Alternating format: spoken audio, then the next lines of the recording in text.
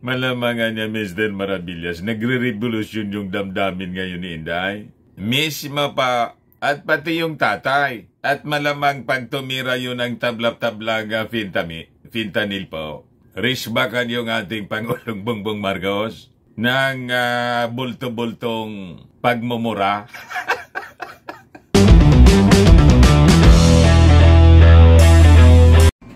Malamang mga kababayan, masamang-masama ang loob ngayon ng mag-amang Duterte. At pag nagkataon, malamang tumira ng tabla-tablang fentanyl itong si Maudigs, yung tatay.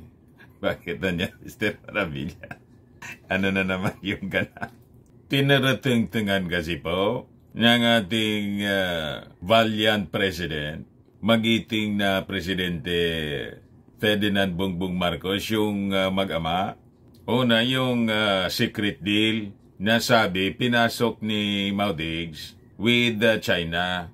Tinawag ng ating Pangulong Bongbong Marcos sa ambush interview ng mainstream media na horrible niya. Diba? Pagkatapos, sa pag-alis ng ating Pangulong Bongbong Marcos para sa Trilateral Summit, nag-send off pa naman si Inday. Mangaman-ngaman mga kababayan. Hindi na mga kababayan si Inday iniwan bilang sole caretaker ng ating bansa. May kahati na siya. Dalawa pa.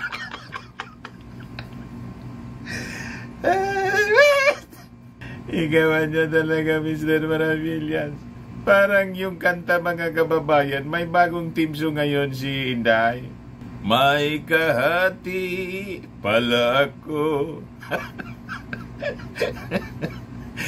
sa puso mo. Sabi pa naman ni Inday noon mga kababayan sa ating Pangulong Bongbong, mahal kita. Apo Bongbong, mahal kita. Ayon, mga kababayan, may kahati na si Inday bilang caretaker. Dalawa pa, si Executive Secretary Lucas Bersamin, saka po si Dar Secretary Conrado Estrella III. Hindi na po iniwan, mga kababayan, na si Inday lang ang caretaker tulad nung mga nakaraang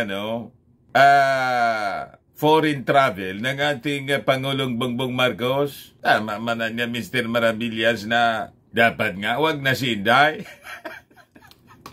Kasi hindi man magtrabaho as caretaker, nandun sa rally mga kababayan nung nakaraang pagbiyahe ng ating Pangulong Bongbong Marcos, dumalo sa prayer rally ni Pacquiao sa liwasang Bonifacio ng panawagan, Marcos resign.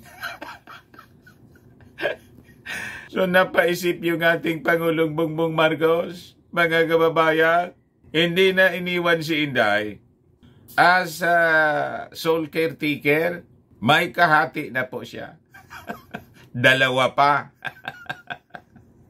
Malamangan niya, Mr. Maravillas, nagre-revolusyon yung damdamin ngayon ni Inday. Mismo pa, at pati yung tatay. At malamang pag tumira yun ang tablap-tablaga fentanyl po, risbakan yung ating Pangulong Bongbong Marcos ng bulto-bultong pagmumura.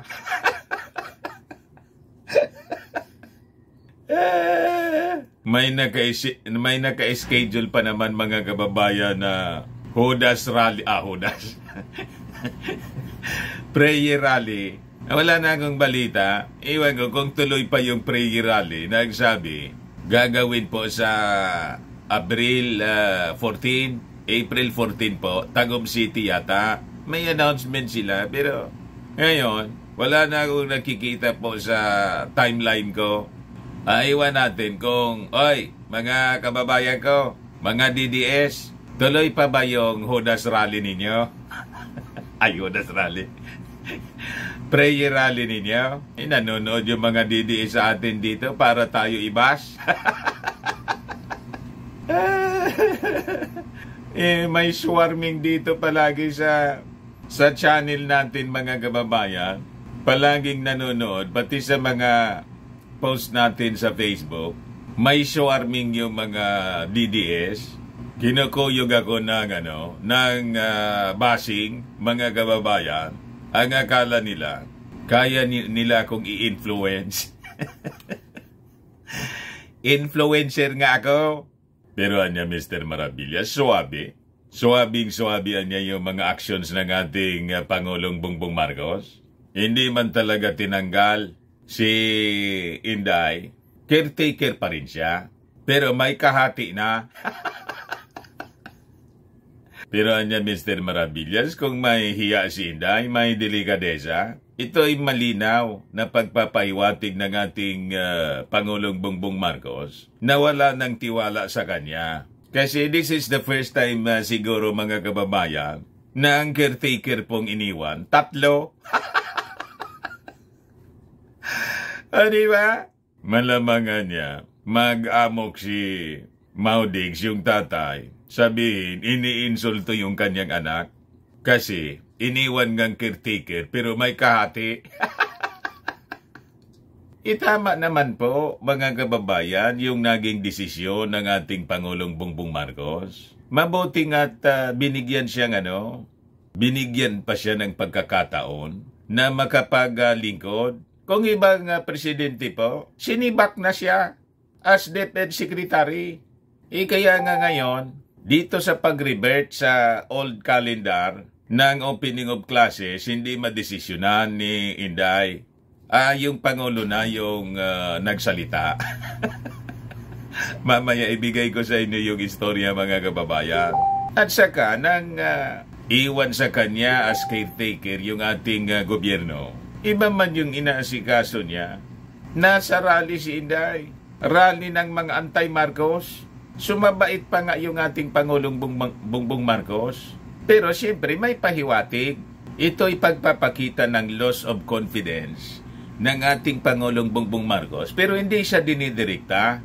Pero kung may delikadesa si Inday, may hiya si Inday pang natitira, dapat siguro umalis na siya. Di ba? Napakalinaw na loss of confidence ang pinapakita ng ating Pangulong Bongbong Marcos kasi binigyan siya ng kahati, 2 pa as caretaker ng ating gobyerno. Tama pa? Kaya lang niya, Mr. Maravillas, tingin ko nakikipagtigasan pa si Inday, nakikipagplastikan kasi hindi pa ready. Hindi pa ready gumiwalay, mga kababayan. Lalo't pabulusok ng pabulusok yung trust and approval ratings niya sa survey. But anyway, mga kababayan, wait na lang natin kung ano yung magiging reaction ni Inday ng kanyang kampo, lalo na po ng kanyang tatay, sa naging desisyon ng ating Pangulong Bongbong Marcos na bigyan siya ng kahati. Di ba? Mananahimik lang ba, mga kababayan, yung kampo ng mga Duterte o magiging ballistic na naman? But before ko sa inyo, mga kababayan, iparinig yung speech ng ating departure speech ng ating Pangulong Bongbong Marcos at iba pang mga kwento rito, click subscribe muna dito sa ating YouTube channel and hit the notification bell para lagi po kayong updated sa mga kaganapan dito sa ating bansa. Like and share na rin po ninyo ng ating video at wag na rin po ninyo na skip yung ating mga commercial ads para tuloy-tuloy lang ang pagunlad ng bagong Pilipinas. Sa mga naghanap ng malinis and spacious fitness gym, punta lang po kayo sa aming Colossal Fitness Gym. We also offer Grab Car Rental with our brand new 2023 model ng Toyota Innova. Also accept booking for those who are planning to travel via PAL, Cebu Pacific and other airline companies, local and international, and bills payment for Meralco bills, Aleco bills, PLDT, etc. Ang Colossal Fitness Gym is located at 3rd floor, Security Bank Building, Landco Business Park, Legazpi City, Albay. For inquiries, look for Chilon Maravillas. Contact number 0966-802-0949. Yan yung aming Innova. Lagi na pong matao sa amin. Na-set up na rin yung aming mga bagong gym equipments. At treadmill na rin po kami. Ito naman po yung bago naming product na binibenta online. iGlow Serum, whitening po siya. Tingnan ninyo yung epekto sa aking anak na architect before and now. Yung mga inquiries po ninyo, dumiretso na lang kayo sa kanyang Facebook account, Riz Maravillas. Ito naman po, Firmax Firming and Lifting Cream. Pinapahid po sa mga pulses and affected area. Mainam po ito sa mga pains at paninigas na mga kaso-kasuan. Ito naman po, Automax Radiant Serum. Sa mukha naman yung application. Anti-aging po siya. You will look 10 years younger than your age. Sa mga cancer patients naman po, baka lang gusto ninyo itong itry. Ningxia Red Mix fruit drink. Hindi man po siya gamot, food supplement siya. Kaya lang, gawa siya mga kababayan sa goji berry. Yung goji berry, may anti-cancer properties. O yung mga inquiries ninyo, dumiretso na lang kayo sa aming messenger sa Facebook para masagot namin agad. Ayos pa? Ayos na ayos. Anya Mr. Maravillas. So, balik tayo mga kababayan dito sa ating kwento kung saan yung ating Pangulong Bongbong Marcos lumarga na po. Ayan po, mga kababayan, yung ating Pangulo. Sabi dito sa balita ng Manila Times, Philippine-US-Japan Summit to produce South China Sea Deal. Marcos to highlight economic defense cooperation in trilateral summit with US-Japan. So madaling sabi, mga kababayan, sabi ng ating Pangulong Bongbong Marcos, hindi man lang tungkol sa defense and security. Siyempre niya Mr. Maravillas para hindi masyado makahalata yung China. Kahit ganun po, alam naman po ng China kung ano ang tinutumbok ng meeting ng Japan at Amerika with us. Kaya lang, sa diplomacy po, talagang ganon. Huwag mo masyadong tumbukin. Di ba? Parang yung desisyon ng ating Pangulong Bongbong Marcos, that's part of politics. So, bahala ka na kung ano yung basa mo. Tulad ng desisyon ng ating Pangulong Bongbong Marcos na bigyan ng kahati si Inday. Di ba? Hindi masyado tinutumbok. Pero kung sensitive ka, alam mo na yung mensahe ng ating Pangulong Bongbong Marcos. In like manner dito sa Trilateral Summit, alam na ni Xi Jinping na siya yung tinutumbok.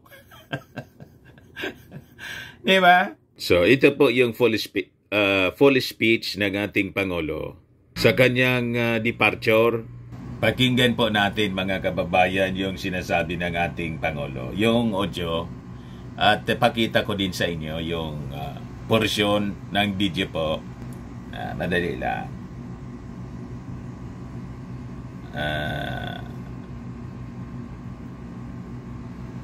Madali lang po. I look Bersamin, please take your seats. Vice President Duterte, members of the cabinet, yung iba nakaalis na. So you're going to have to hold down the fort in the meantime. Pasay Lone District Representative Antonino Calixto, Chief of Staff General Romeo Browner, Philippine National Police Chief General Romel Marbil, Coast Guard Commandant, who's been very busy in the past few days, Admiral Ronnie Gavan, fellow workers in government, ladies and gentlemen, good afternoon. Today I leave for Washington, D.C. to attend the first Philippine-US-Japan Trilateral Summit. It is a historic meeting, and meeting with U.S. President Joe Biden and Japanese Prime Minister Kishida Fumio, and it is aimed at advancing trilateral cooperation between our three countries, which have long enjoyed warm and friendly relations and robust cooperation. This visit builds upon my previous meeting with Prime Minister Kishida and U.S. Vice President Kamala Harris last September in Jakarta. This was actually what they called in diplomatic circles a pull-aside, where during the farewell dinner of ASEAN, because it was the last summit that Indonesia was chairing. We had a pull aside, and we talked quite comprehensively about the idea of having this trilateral agreement. This was also the follow-up to this was held with our foreign ministers, security advisors last year. During this summit, I will underscore the importance of enhancing our continued economic cooperation with a view of promoting economic resilience and, of course, security. I intend to explore ways of advancing cooperation, especially in the areas of critical infrastructure, semiconductors, digitalization, and cybersecurity, critical minerals, renewable energy, as well as defense and maritime cooperation. It is my intention also to exchange views with my U.S. and Japanese counterparts on various regional security issues of mutual concern, while continuing to reiterate the importance of upholding the rule of law and preserving the rules-based international order in the Indo-Pacific region. On the margins of the summit, I will also have a bilateral meeting with U.S. President Biden, just kabilang dalawa. At I think he's also going to have that bilateral meeting with Prime Minister Kishida, where we will continue our discussions on strengthening further our alliance between our two countries, and also to meet with U.S. business leaders to invite them once again to invest in the Philippines. We look forward to moving the discussion to a progressive discussion, so that what our intention really is to strengthen the partnerships between our three countries, between the United States, Japan, and the Philippines. It is mainly an agreement to strengthen the cooperation on the economic front. Of course, security and defense is going to be part of that discussion. But nonetheless, I think I can assure everyone that that is not the main intent of this trilateral agreement. The main intent of this trilateral agreement is for us to be able to continue to flourish, to be able to help one another, and of course, to keep the South China Sea as a freedom, to keep the peace in the South China Sea and the freedom of navigation in the South China Sea. To that end, this is the details of that are what we are going to be discussing very, very soon. And I hope to come back with some good results in the next few days. Thank you very much and good afternoon. So yun po, narinig ninyo ang full speech ng ating Pangulong Bongbong Marcos. So ang emphasis nito, mga kababayan, is economic, mainly economic. Yun ang focus, mga kababayan, sabi ng ating Pangulong Bongbong Marcos. And it's a peaceful objective, mga kababayan, to keep the peace and stability dito po sa region ng Indo-Pacific region po.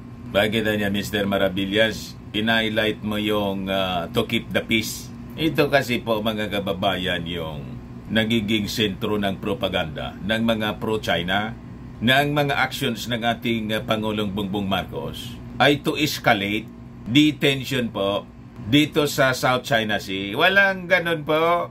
Ang objective po nitong trilateral summit, to keep the peace in the Indo-Pacific region and to ensure the freedom of navigation and overflight na gusto pong kontrolin ng China. Kaya sila maglalagay dyan ng regular patrol at baka mag-station na sila dyan ng permanent mga warships, multilateral warships, mga navies po, hindi lang ng Amerika at ng Japan, pati ng Australia.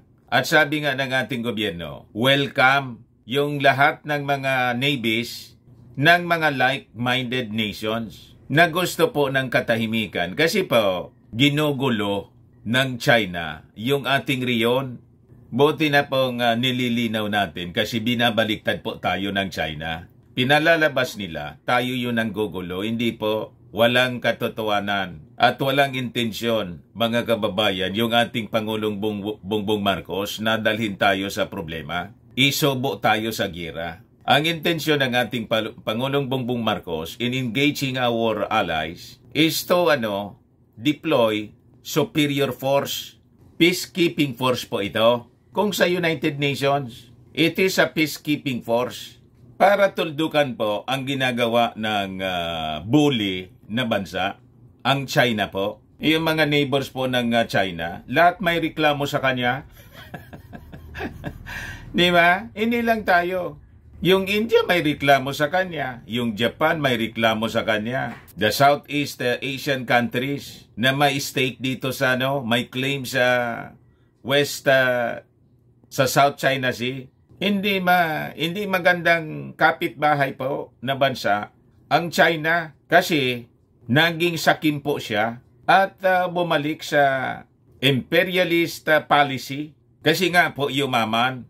So, that's the reason why ang purpose ng summit po, hindi lang defense and security in the region, but primarily po sa economic. Para sabi nga natin, matigil po ang yabang ng China kasi yumaman siya sa pakikipag-negosyo po sa atin, sa Amerika and other countries. Pati yung Amerika, magdi-disengage na rin po sa China sa pakikipag-negosyo. In like manner po, tayo, ganun din yung atin pong ginagawa ngayon. Yun ang rason kung bakit yung ating Pangulong Bongbong Marcos ikot ng ikot sa iba-ibang mga bansa para bawasan yung ating engagement sa negosyo. Kasi right now, ang China po nagmamalaki kasi sila daw yung number 1 trading partner natin. Ginawang pang blackmail po sa atin yung pagiging number 1 trading partner nila. So ang ating Pangulong Bongbong Marcos is in the right direction po sa kanyang mga policy ngayon. Hindi tulad po ng Judas ng Sor. Itong ating leader na Tigre ng Norte, ayaw niya mga kababayan na patuloy tayong hawakan sa lieg ng China economically. Kasi po, anong nangyayari? Habang nagkikinabang sila sa atin, yung yaman, ginagamit po sa military, sa pagpalakas ng kanyang military. Tapos, tayo yung gustong sakupin. Nasaan ang hustisya niyan? Tama pa? Sabi ng ating Pangulo, I intend niya to explore ways of advancing cooperation especially in the areas of critical infrastructure, semiconductors, digitalization, and cybersecurity. Lalo na po dito sa cybersecurity, napaka-critical po ito. Kasi target tayo ng cyber attacks. At yung recent attacks po, massive. O di ba yun ang nangyari po nung yung nakaraang buwan? At yung origin, Beijing. So yun mga kababayan, napaka-importante ng meeting ng ating Pangulong Bongbong Marcos sa Amerika. Critical minerals, renewable energy, as well as defense and maritime cooperation. So it is my intention niya also to exchange views with my US and Japanese counterparts on various regional security issues of mutual concern, while continuing to reiterate the importance of upholding the rule of law and preserving the rules-based international order in the Indo-Pacific region. Huwag po kayong maniniwala sa mga propaganda na gustong isubo ng ating Pangulong Bongbong Marcos, yung ating mga mamamayang Filipino, yung ating bansa sa gira. Walang gano'n na intensyon po yung ating Pangulong Bongbong. Ang intensyon po ng ating Pangulo is to ensure peace and stability in the region and to prevent possible conflict.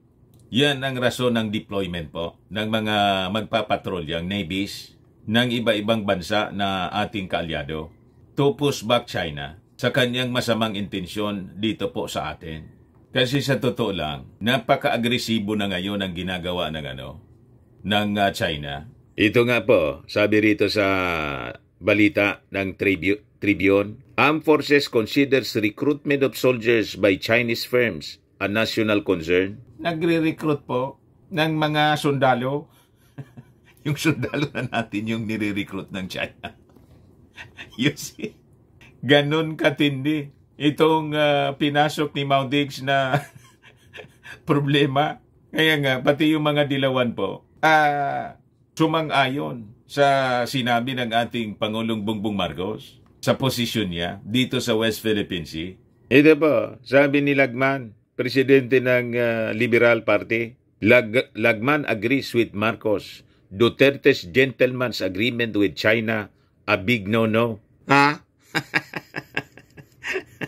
Matindi po yung pinasok ng dating Pangulong Bongbong Marcos. Iniskwil ni Harimau. Nilaglag po ni Harimau si Mao Diggs. To the rescue si Panelo. Wala man na niyang secret agreement na pinasok. Sabi ni Panelo. Gusto lang niya ng publicity ni kung sino man na niya yung nagsasabing may pinasok na secret agreement si Digong sa China. Sinungalingan niya yan. Gusto lang ng publicity. Ayan ngayon po. Gusto silang ipatawag ng Senado ni Risa Ontiveros po. May resolusyon na po. Ipapatawag po si Harimau, pati si Mao Diggs. Magpaliwanag niya kayo. Yung ating Pangulong Bongbong Marcos po, ipapatawag na rin si yung ambasador ng China. Pagbalikoan niya, ipapatawag ko. Sabihin niya sa akin kung ano itong pinasok na sabing secret deal. I am horrified niya. Sumang-ayon po si Lagman. Sabi po ni Lagman, there can be no gentleman's agreement with a chronic aggressor like China in the West Philippine Sea. I agree with President Marcos Jr. that former President Duterte's unilateral and superstitious agreement with China's principal official is a grave mistake and indeed compromises Philippine sovereignty. Kita ninyo mga kababayan, pati yung Liberal Party President, dilawang si Lagman, taga rito sa amin, sumang-ayon po sa posisyon ng ating Pangulong Bongbong Marcos.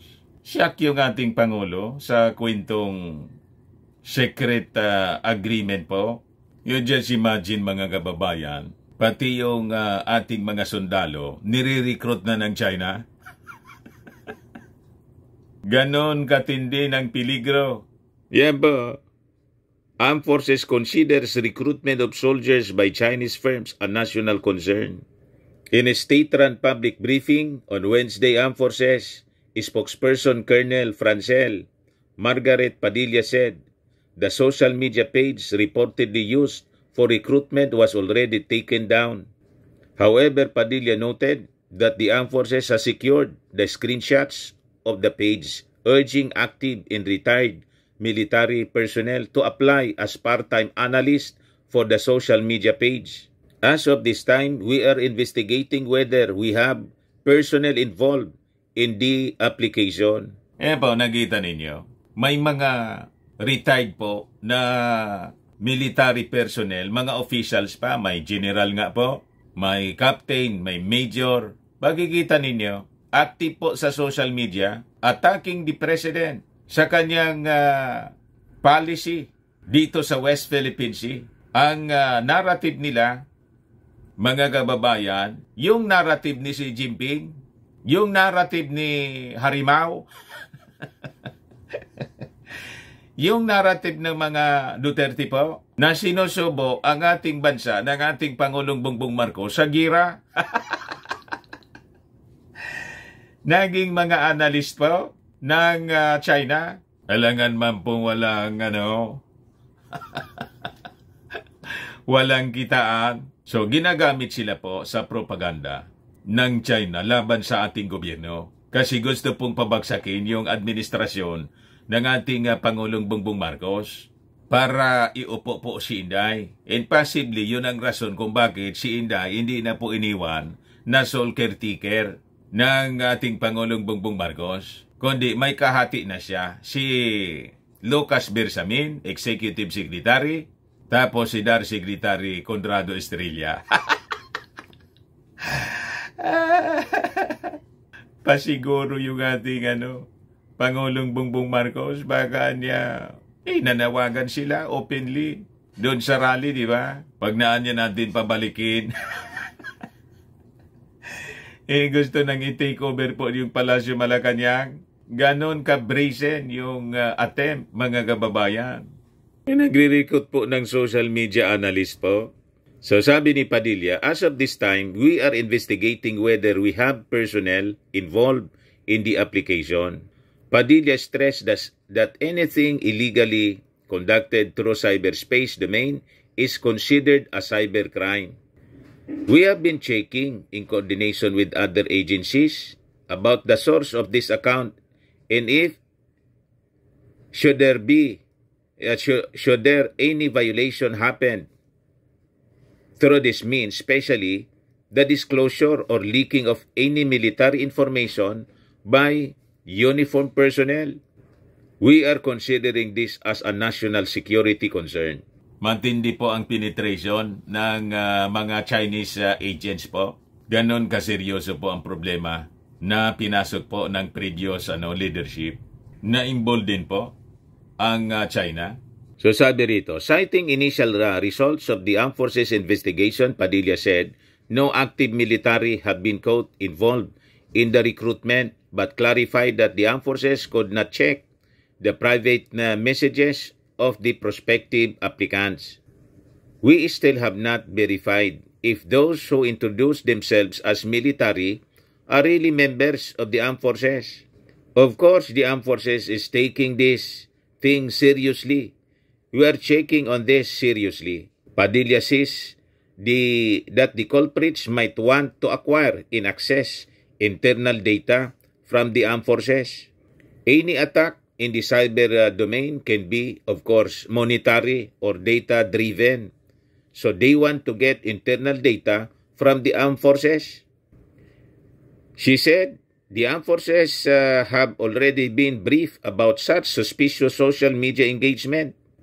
We always remain professional, so we are telling our troops they need to be vigilant and careful. We remind them always to be wary of these things. So, gumagamit na po ng mga agents yung China to penetrate the armed forces. At yung mga agents na binabayaran nila ay mga retired personnel and active. Wala pa man daw na natitrace sa initial investigation na active personnel ng armed forces na na-recruit. So possibly, mga retired po na ibininta na yung kanilang kaluluwa, ipinagkanulo po, hinudas na po ang mga mamamayang Filipino. Lalo't ang idol nila, Judas. Kasapi ng, ng Judas ng Sur.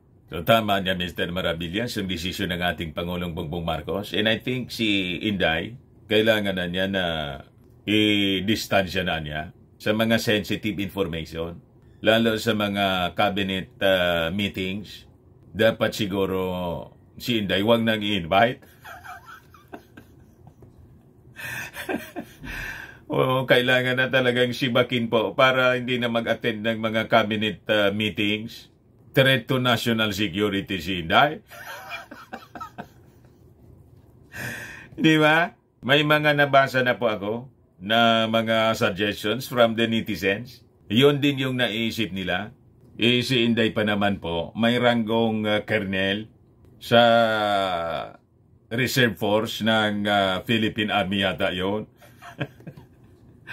Ay, mga taga-armed forces, dapat siguro dumistansya kayo kay Inday.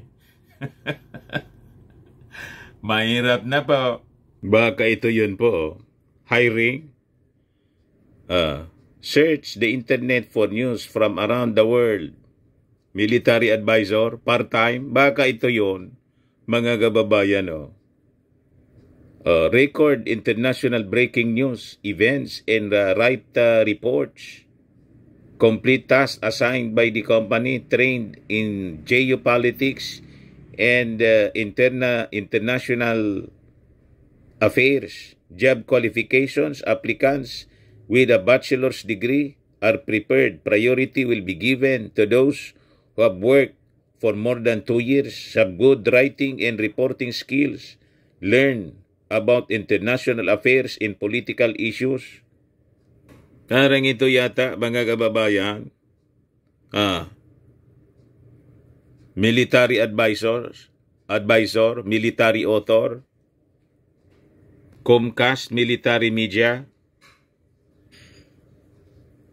Job description daw, evaluate issues and initiatives through research on international policy and affairs.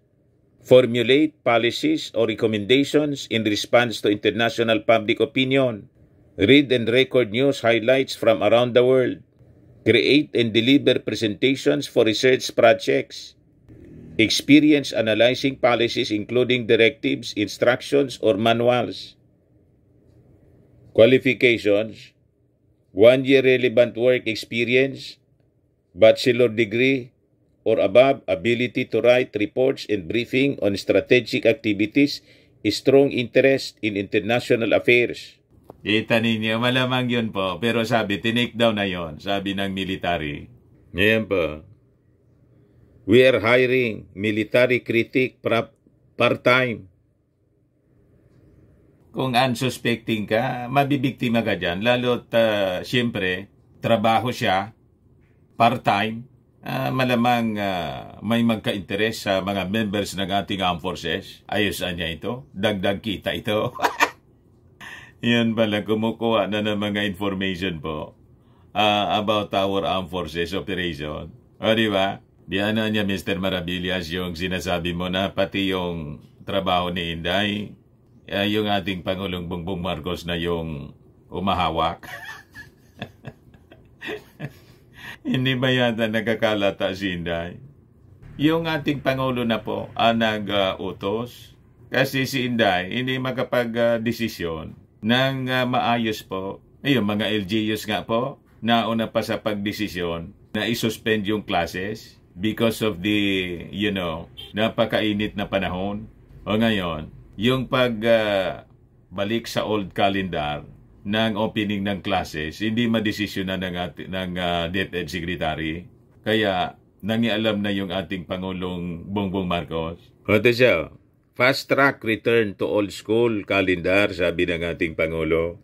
The government is looking at ways to revert to the school calendar as soon as possible to adjust to high temperatures affecting classes across the nation, sabi po ng ating Pangulo.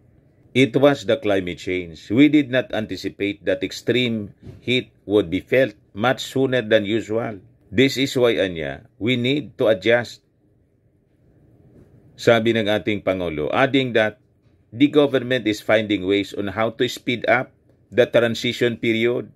Yung si Inday po, sabi ni Inday, hindi man anya pwedeng i-rush. Kontrapilo po. So sabi ng ating Pangulo, there is already a consensus that the old schedule is better. As long as there is a way, we will make a way to hasten the return to the normal schedule. Vice President Sara Duterte, concurrently Education Secretary, earlier said that the Department of Education cannot rush the return to the old school calendar. Kasi mawawala ng pahinga yung mga teachers. Anong mawawala ng pahinga na dahil po sa init ng panahon na mahinga na? Di ba? Sinuspend na yung mga classes po. Yung iba nag-online na lang po. Ayan kasi, mga kababayan, hindi pinag-aralan natin. Maayos na yung dati noong panahon. Di ba niya si Chis Escudero, Mr. Maravillas, yung author yan? Si Chis Escudero. Ayan po. Senator Chis Escudero is pushing to synchronize the academic calendar in all schools in the country starting school year 2028-2019. Yan o, 2017 press release po niya. So, panahon ito ni Maudigs, mga kababayan, para daw, tulad sa ibang bansa, sa ibang bansa po, hindi man pwedeng i-synchronize natin. Kasi iba naman yung panahon sa kanila. Yung atin, iba naman.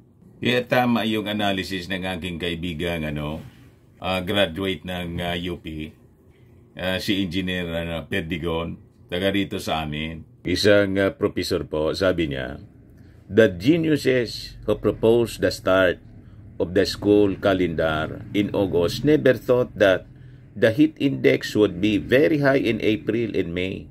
In those months, students are still inside classrooms.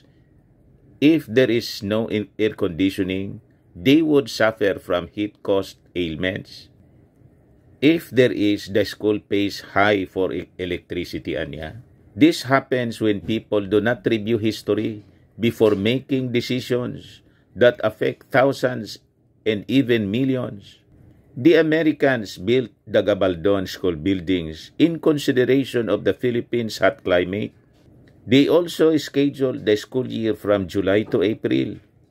In the 1970s, the start was changed to June so that April was also avoided. However, in 2019, August was chosen to match the opening of the school year in the West, forgetting that summer there is from mid-June to mid-August. April and May are still cool because it is springtime. Not in the Philippines. We do not have spring. We have wet and dry. 10 months wet and 2 months dry. March and April. May is the start of the wet season. In fact, we collect the first raindrops of May and call it Agua de Mayo. The next subject of review by educators is K-12. Are there features of K-12 which cannot be included in K-10? That is the question. Diba? Mga kababayan, supalpalan niya yung kababayan ninyo na si Senator Chis Escudero. Pinirma naman yung batas, mga kababayan, ni Maudix. Kaya yon, yan ang nangyari. Impyerno, mga kababayan, yung kinahinatnan ng ating mga mag-aaral. Kasi hindi ayaw i-rush. Kaya, mga kababayan, nangialam na yung ating Pangulong Bongbong Marcos. Dapat manan niya talaga, Mr. Maravillas, mangialam kasi ang bagal ni Inday umaksyon. Naunahan pa ng mga LGUs. Very late na yung advisory. Mabilis lang po si Inday palabas ng video sa issue ng CIF, SMNI at kay Pacquiao. Doon mabilis si Inday. Ayan tuloy, mga kababayan, hindi na iniwan sa kanya ng ating Pangulong Bongbong Marcos na siya lang ang caretaker po. May kahati na siya. What? Dalawa pa yung kahati niya as caretaker ng ating gobyerno. So, malinaw na nakita ng ating Pangulong Bongbong Marcos na hindi niya uobra ang ginagawa ni Inday. Lagyan ko niya ng kahati. Kasi iba man yung ginagawa. Iniwan kong magtrabaho nandun sa rally. At yung rally, ang panawagan, Marcos resign. Ayan man lang po mga kababayan. Ako po si Dante Maravillas. Bye-bye po. God bless.